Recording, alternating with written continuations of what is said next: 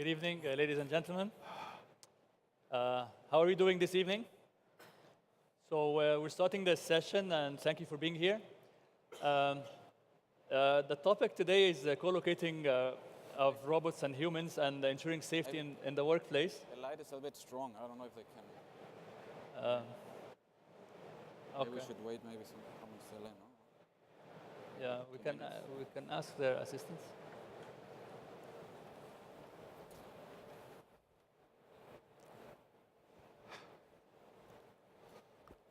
No sé si pueden reducir un poco las luces porque está muy fuerte en la cara. Okay. ¿Sí?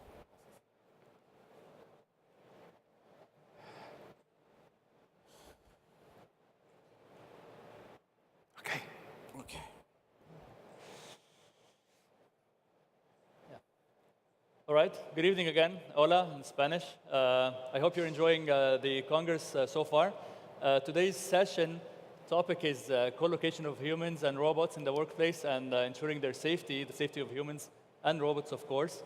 As you all know, historically, robots were kept in cages, and these cages were keeping humans safe from being injured from robots.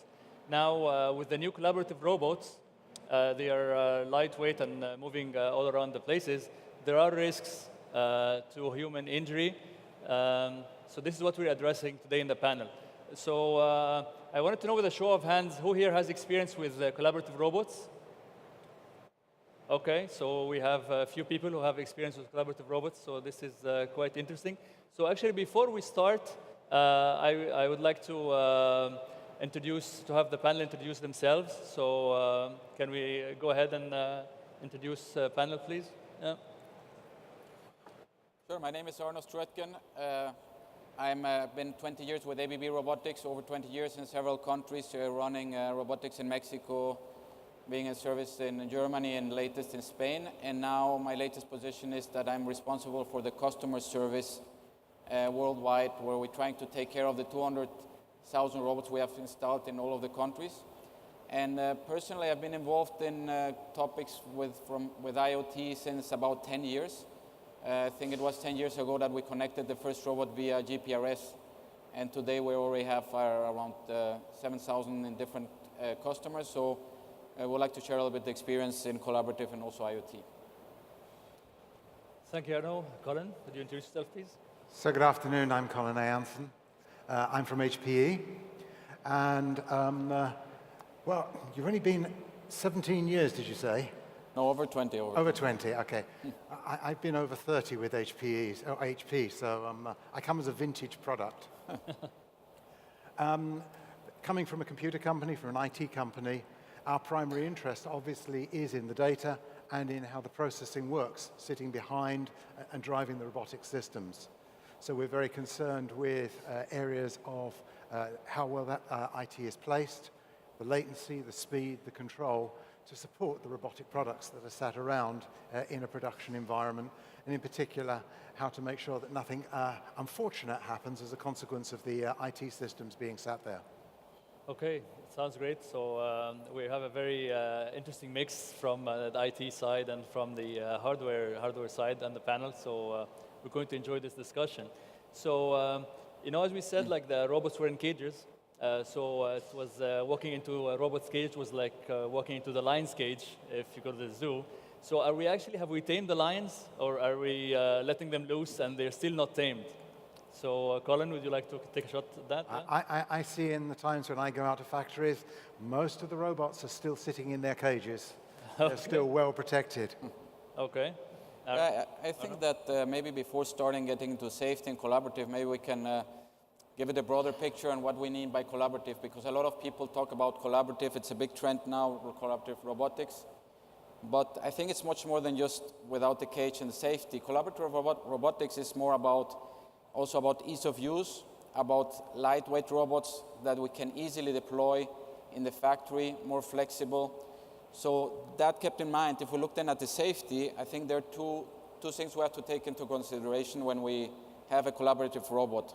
And how do we secure the safety? So there are basically two ways. One is robots that are intrinsically safe. In ABB we have a robot called Yumi. It's a dual-arm collaborative robot. that basically cannot harm you if you buy it as a system from ABB. And the other way is, of course, to have a robot and have something called speed and separation, that by sensors, you basically, when the human gets closer to the robot, you avoid the robot starts getting slower until the robot stops. So you always avoid that there is a contact between human and robot, but you, of course, eliminate the fencing.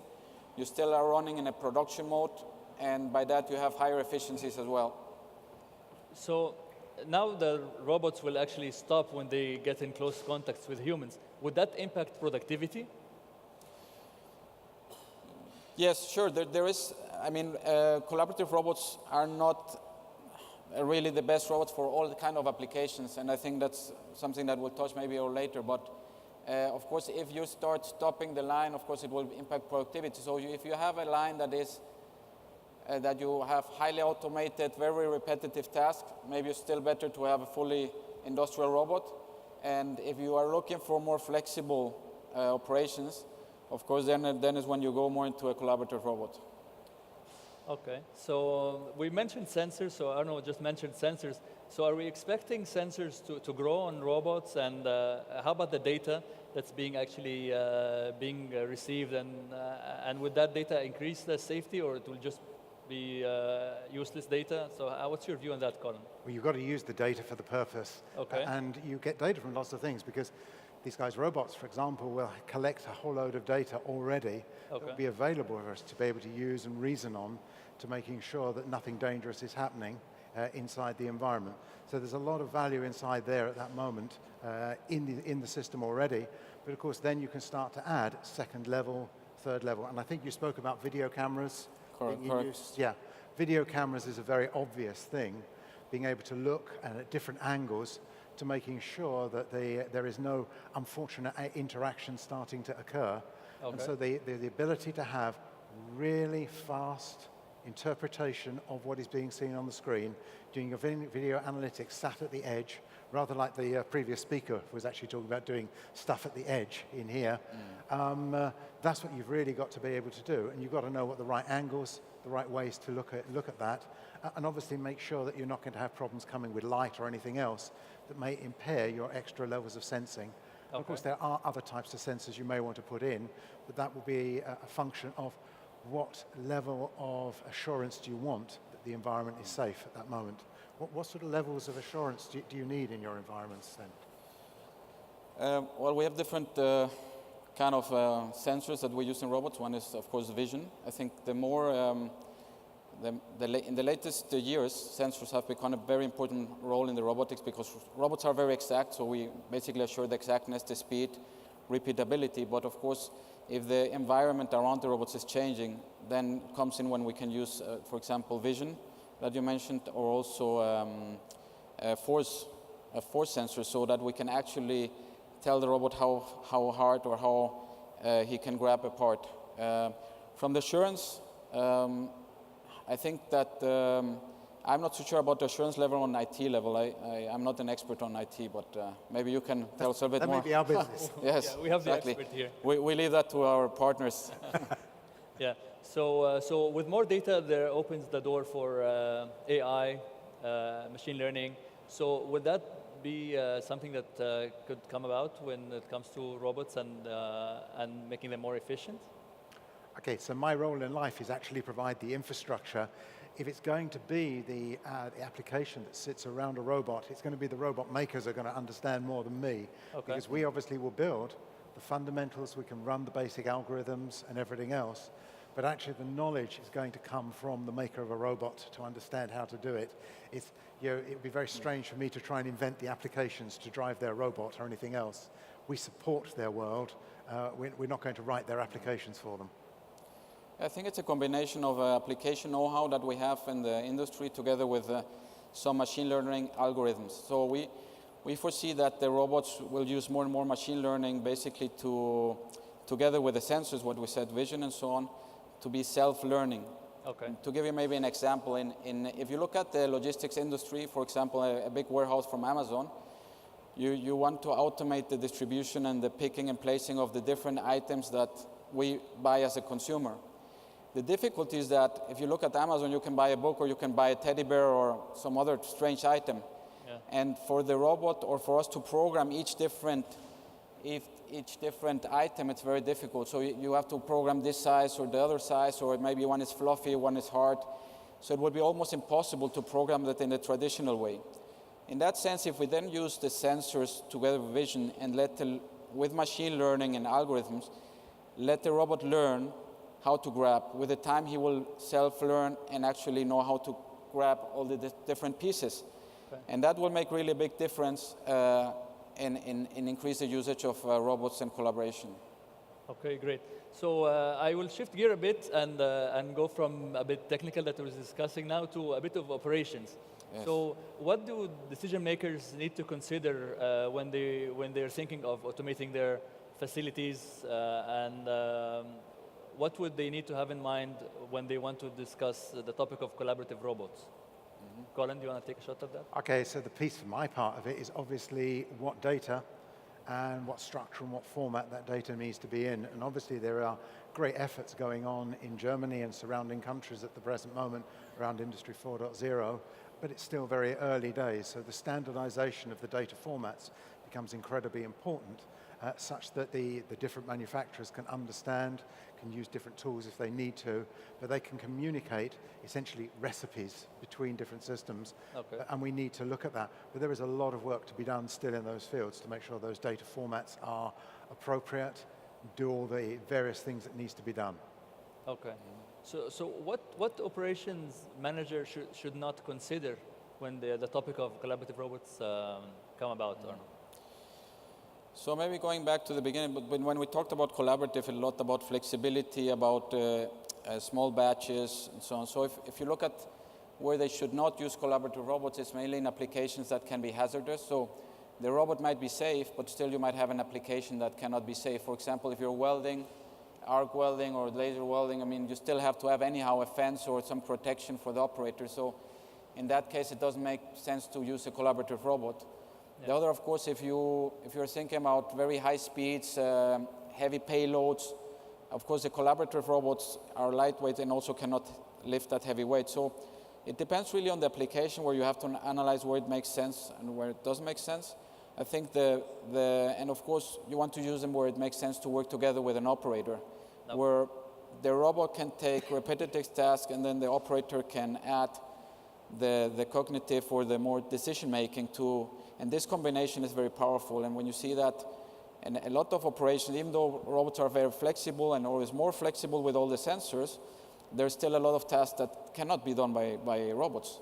But this combination is very powerful when you have some of the repetitive tasks done by the robot, but still the human taking some of the key decisions and adding some flexibility to the process. So that's where I would use collaborative robots. If you have a very high batch, mass production that you can highly automate, I would still use just industrial robots with fencing because that would have a higher output and more reliability.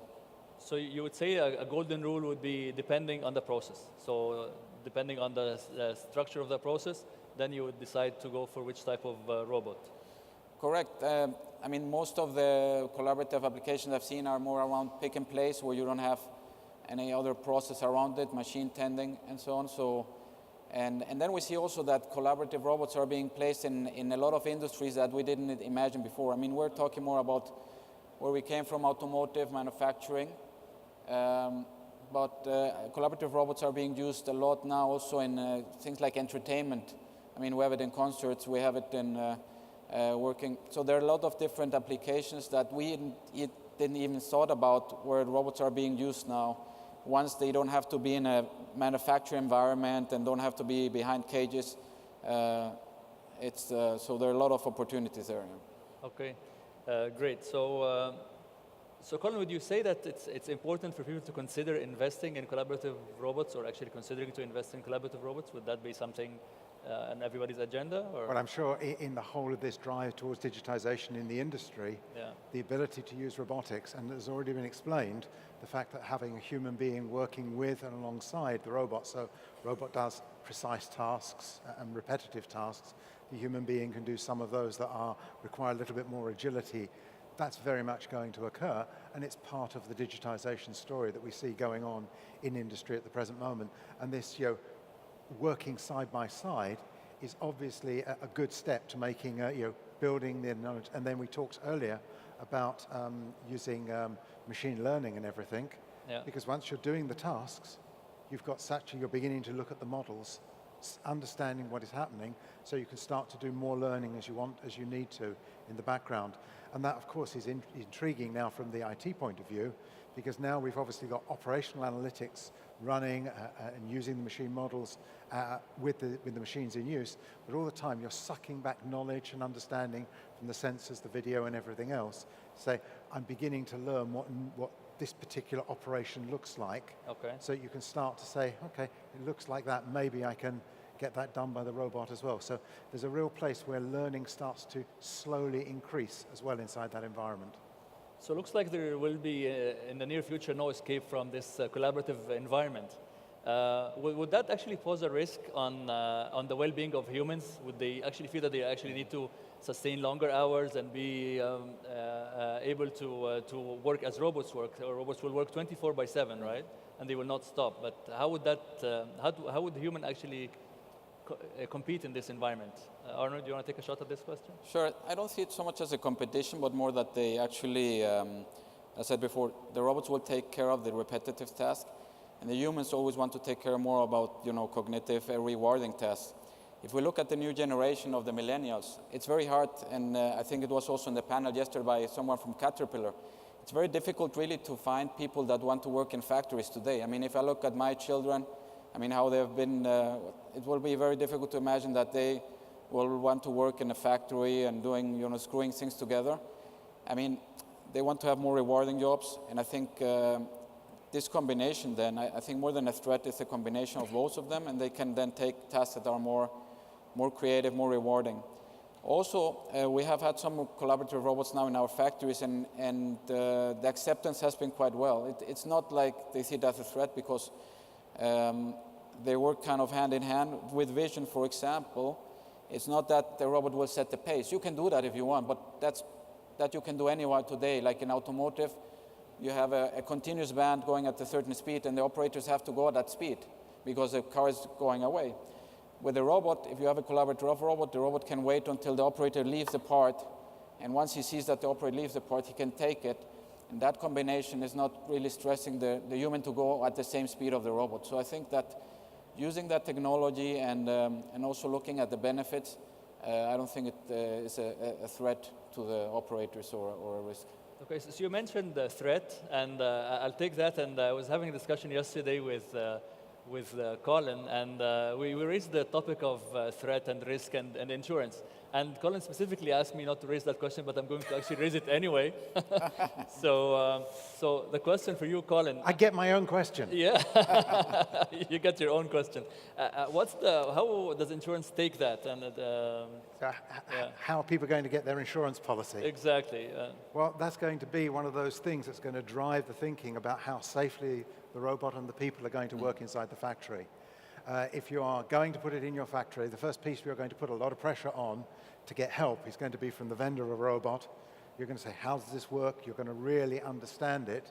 And then you're going to make sure there's going to be a lot of excellence inside your own process to doing that. Okay. You will obviously have to talk to your insurance company to learn and make sure that you're not going to have any difficulties. And there may be some very practical things that these guys know how to do that actually can bring a lot of safety in. For example, if you actually say there is a certain amount of the space in which the robot will never, ever put a piece of itself, if you know where that is, you have a sort of a safe zone and everything else. So there's lots of things that can be done to keep it very, very carefully. But above all, it's going to be the absolute excellence of the process by the manufacturer and what they've been able to learn and discover from everybody else, document it, write it down, check it again if necessary, to really make sure they're doing it right. This is not a place for slapdash, just go and put anything in. It's got to have quality all over it. So process excellence, as I hear, is very important when it comes to collaborative robots. Arnold, do you want to add something to what Colin said? Yeah, sure. I agree. You have to define well the safe zones and where the human is going to work, where the robot is going to work, and then there are a lot of standards. And this is a new field, I can say that also the safety standards are evolving.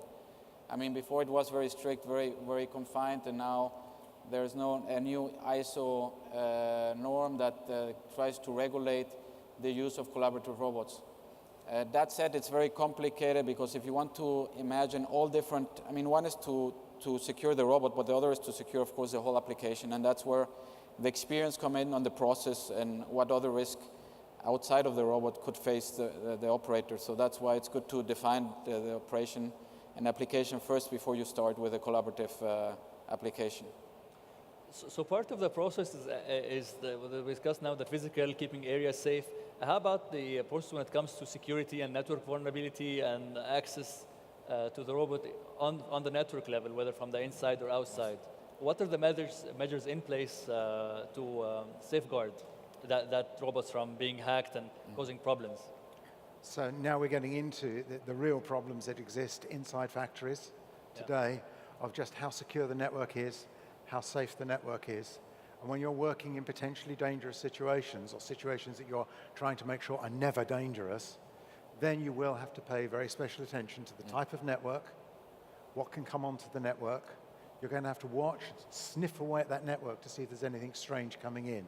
Because I'm absolutely sure there are some people, even if they may be a youngster in their bedroom who's determined to use, if you've sold a robot to a store or something, to make it make rude gestures or something, they're going to work out how to make those attacks. So it's very important that, again, just stressing the quality of how well the networking is designed, that you're watching for anything strange to be able to come in. And it may well be that you have to modernize entirely your network inside that environment. Many operational technology network environments are difficult to work with, have potential security risks inside. So it may be you have to build and re-engineer that, and then you have to start to use some of the other techniques, and we would use deep learning and things like that to watch for the type of threats that are coming in. Now, that's watching. But there's a step before watching you've got to do, which is to make sure you don't lock everything down and not leave any vulnerability for the teenager in their bedroom to get in, to touch anything. So you've got to, around the IT, around the machine, you've got to do it, and also around all the perimeter IT and any other little places that can come in, can let them in. Simple examples is sometimes, we've been on factory floors, we've found cell phone dongles, USB sticks pushed into equipment. Okay. All very carefully isolated floor, and there's this thing stuck in the back of the equipment. That's a route in for trouble. So you have to, again, high standards, superb policy, well worked out when you start to do the deployment to stop the IT route coming in. Then you've got to one step again is to make sure that the applications themselves are the right version of the application is there. It is the right, checked it to be the right length and everything else. And then, of course, it comes down to the people who are going to write the use of those, and they have to obviously work in a trusted manner to make sure that they are not going to code something that has dangerous ends and everything else. So the testing at that end becomes very important. And I think I've almost given my previous answer again, because this is rigor, this is excellence of process that is needed. Yeah. So again, process excellence showing up for next time. Arno, do you want to add something to that? Sure. I mean, I think the experts are people like Colin from HP and so on. In robotics, I mean, what we try to do with the customers really go through the whole chain from the device up to the cloud and try to analyze the whole process. And I mean, we depending on the customer, some customers have a very strong IT, so we get into discussion how to secure, or they have an idea how to secure the network. If not, we're prepared to give an end-to-end solution where we have a gateway near the robot that is secure, and then all the way up to the cloud. What we do is we partner up with one of the biggest companies in the world around this, and which is, for example, Microsoft Cloud with Azure, and then HP with the devices. So it's not one company can assure everything. So what we have made sure that we have from the device to the cloud the secure and tested network that then we can supply to customers as a off-the-shelf solution, and they don't have to invest in that if they don't want to. And there are a lot of protocols on how we assure, one is the safety of if the system is hacked, what you mentioned, maybe can they control a robot from outside? The others, of course, the customers are worried about the data security, and there we have also very strict policies where basically you can say that you don't link, I mean, you have to make sure that the data cannot be linked directly to each customers when you do those algorithms, so that there is no leakage of the production data of one customer to another. Great. So, guys, if anybody has any questions, please prepare them. We're a few minutes towards closing. And in case you don't have any questions, then we all get to leave like 5 minutes early. So all right. So we've been talking about the safety of humans and how to protect that, but how about the safety of robots? Would the security and making sure that security policies are in place enough for the safety of robots? Nobody's actually discussing the safety of robots themselves. Do you want to, who wants That's your question. That's my question, yeah. Well, I think it's linked to the question before. You mean safety that they're hacked, or you mean safety that being sabotaged, hacked from the outside, or actually being sabotaged from the inside? Sabotaged. Well, of course, maybe now that you mention it, actually, we have faced in some instances that the robots, collaborative robots, say, well, why are they not working anymore after a few hours? Of course, once they're working with humans, it's also, you have to watch out because those robots are more sensitive, and if a human gets into contact or can also have a breakage. So, of course, you have to also have certain processes and how to interact with the robot. On safety of being hacked, again, I think I said it before, I think we have gateways so that we don't permit anyone to hack from the outside.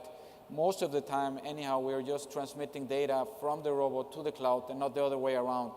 When we want to make remote access, that's possible to actually control the robot from outside, but then we always have a key, a permission, a hardware and software permission where we log everything that happens actually in that time, who has opened the network and so on. So we basically transfer the data from the robot to the cloud to get all this analytics and so on, but we're not during production, trying to access the robot directly. So that's a way to maybe also secure it. Yeah. So we're actually ensuring the safety of the robots as well as the humans. Exactly. Right? Yeah. Okay. You know, though, the safety of the robot, there is one dangerous person that is standing beside it, which is the human being. Yeah. So obviously, as much as you're trying to keep the robot away from the human being, the robot may just be able to move out of the way or something, because the human's going to have some sort of relationship with this robot. Yeah. They're not quite going to call it buddy, or I do hope they don't call them buddy. No. But they're going to have, it's going to be servicing, it's going to be working with them. And you start to imagine things like audio commands could be incredibly important, particularly to say, I want that tool. There might be some interesting relationship that goes on, but you do need to just be careful that your human doesn't hit the robot out of pure frustration. Yeah, that would be painful, right? Yes, painful to the human being. They might learn. Yeah. So actually, you actually sort of led the way into my next question, which is actually how do we see this developing in the near future? Do we expect to see robots with flesh in the next IoT World Congress, or that will be like 3-4 years down the line? With flesh. Yep. Yeah. Real flesh. Maybe a little early in my understanding, but you're the robot maker. No, I don't see with flesh very near, and then we still want to keep the difference between a robot and a human, not this singularity theory. But I think more the first challenge is how do we connect all robots, and still a long way to go for the next years, and how do we use that machine learning intelligence to get more easy to use and even more productive. And so I think that's more the near-term future. Later, there's a lot of talk about, the lights-out factory where you basically have only robots. But I think there's always going to be human interaction, and at the end, the decisions will be by humans. Still, a lot of optimization can be done by machine learning, but humans at the end will take the control of the factory. That machine learning is going to be very interesting, because it's obviously going to have human beings guiding that along the process. And it may be that the operator who's working with their robot is learning particular things, and they may actually be able to contribute to the machine learning by guiding it in the right directions.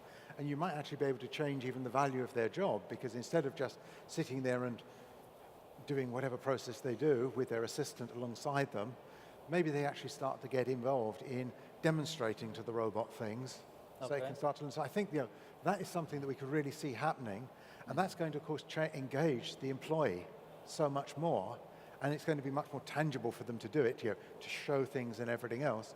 And so I think we go, will a millennial want to come and work on a production line? Well, maybe a millennial will turn up and say, hey, I can teach the robots to do things and learn things. There's some interesting things that may happen in the next few years. So making that job that you talked about more interesting than it currently is for millennials. Exactly. It's like when the PC was first introduced, there were around 1,500 new type of job titles created. So initially, of course, the computer replaced some tasks, but there were also a lot of jobs created around IT and programming and so on. I think it's the same way. I think it's a transition. So it's a similar cycle.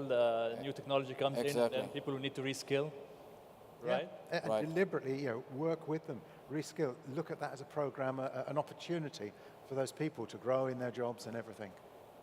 Great. So, do you have any questions from the audience?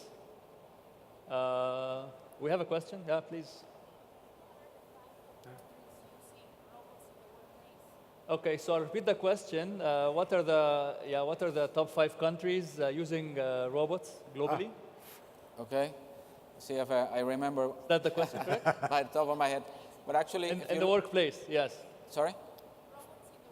In the workplace, yes. Yeah. I think that if you look at density robots by 10,000 workers, so the density of robots, the highest is in Germany, Japan. And then if you tell me where are the most robots sold today, last year, the highest number is in China.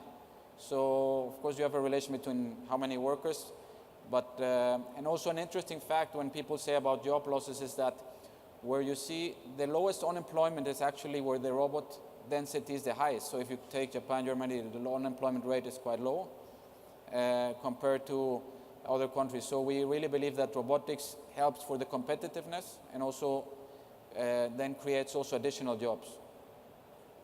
Okay. The biggest countries from sales the last years was, of course, still China, Germany, US, Korea, Japan, I think around those. Maybe I'm switching one by the other, but I think those are the biggest ones. So create jobs and not replace the humans, what you're saying, right? Create jobs, exactly. If you look at the, I don't know, if you look at the US manufacturing industry the last 7 years, there were maybe only 50,000 new robots as it more sold, but that, of course, some are also replaced. So let's say 50,000 robots more installed or as installed base in the US in the automotive industry or other related industries, but still the number of jobs created in the automotive industry in that period in the US were 260,000.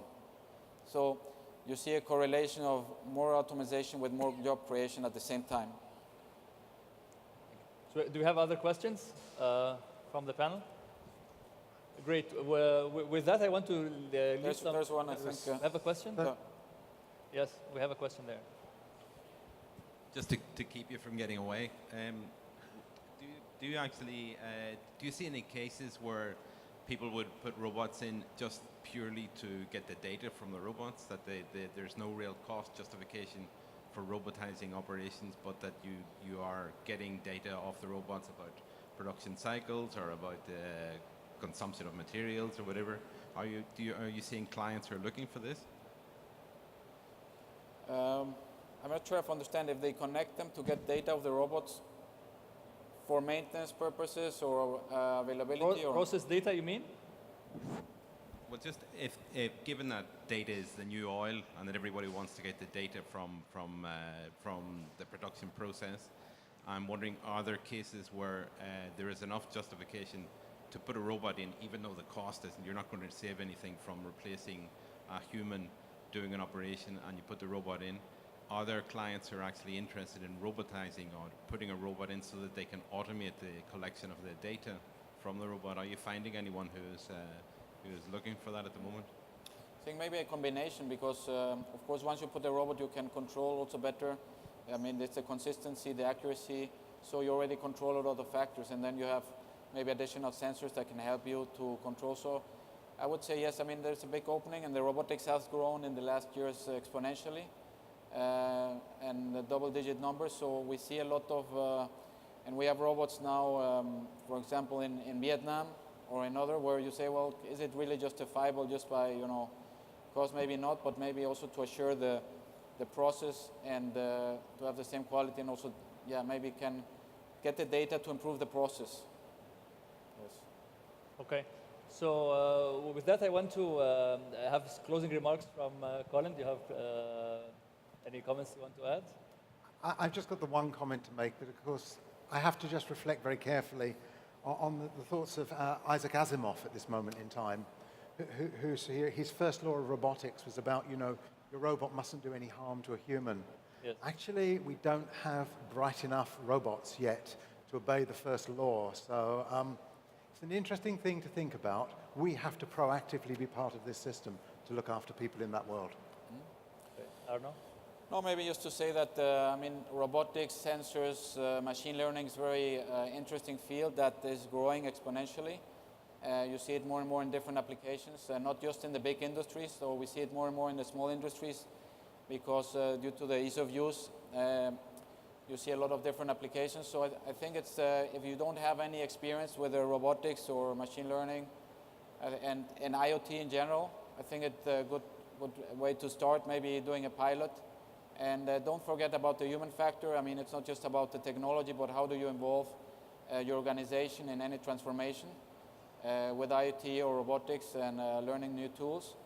But I think it's really time to start, and we see that a lot of these technologies are being used also to keep competitiveness in the, let's say, more mature markets like Europe and US, what they call reshoring. And a lot of business is coming them back due to automation and making a lot of opportunities in Europe and in other developed countries.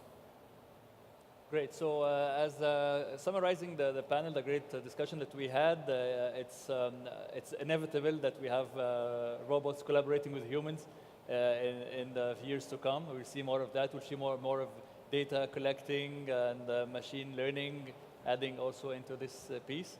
And when it comes to considering getting robots into your workspace, you need to consider process excellence, you need to consider security, and also the well-being of humans collaborating with robots in the same place.